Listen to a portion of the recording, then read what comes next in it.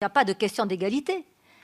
La Cour européenne des droits de l'homme a toujours admis qu'on n'était pas obligé d'ouvrir le mariage aux homosexuels parce que précisément ils n'étaient pas dans la même situation de fait puisqu'ils ne procréent pas que les couples qui sont en potentialité de procréer. Donc ce que vous avancez comme justificatif de la réforme tombe. Mais ce faisant, vous allez bouleverser, et c'est ça que je voudrais vous exposer, vous allez bouleverser toutes les règles qui concernent l'adoption, les règles qui concernent la procréation médicalement assistée, vous allez bouleverser l'état civil, et même vous allez bouleverser la notion de parenté qui est confondue avec l'autorité parentale. Donc en fait, c'est tout le droit de la famille que vous allez bouleverser.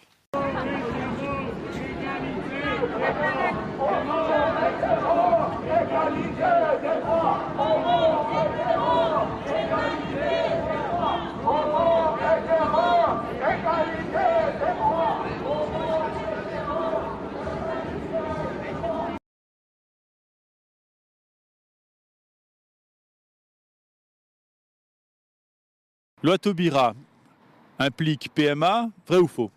Vrai, parce que la PMA va avec le mariage.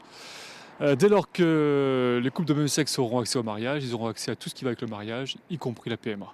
Donc c'est vrai, c'est évident, ne serait-ce qu'en droit français, et ensuite plus largement, sous l'effet du droit européen et du droit ici, des droits de l'homme, de la Cour européenne des droits de l'homme, par l'effet conjugué du droit de fonder une famille et de se marier, qui a un seul et même droit, et de l'interdiction des discriminations.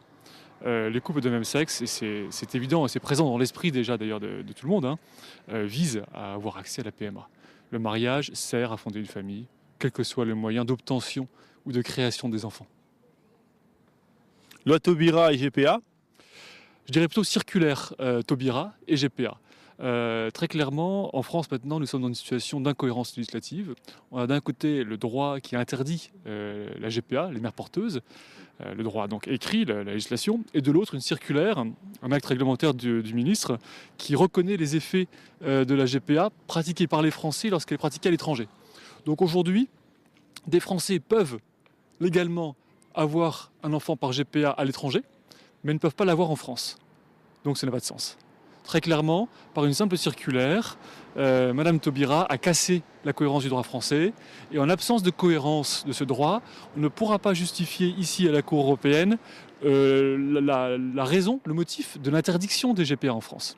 Or, il faut savoir qu'actuellement, il y a 2 affaires contre la France qui sont portées à la Cour, qui sont pendantes. La Cour va devoir très prochainement se prononcer sur ces sujets relatifs à l'interdiction et à la non-reconnaissance des GPA en France.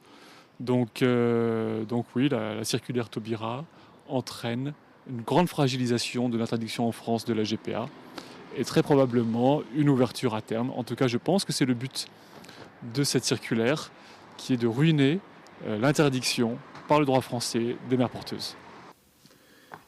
Eh bien, l'égalité, ça sera la GPA.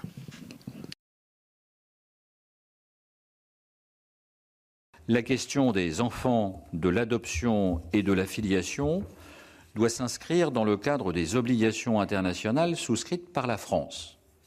La procédure suivie pour l'élaboration du projet de loi qui vous est soumis présente à cet égard une évidente lacune.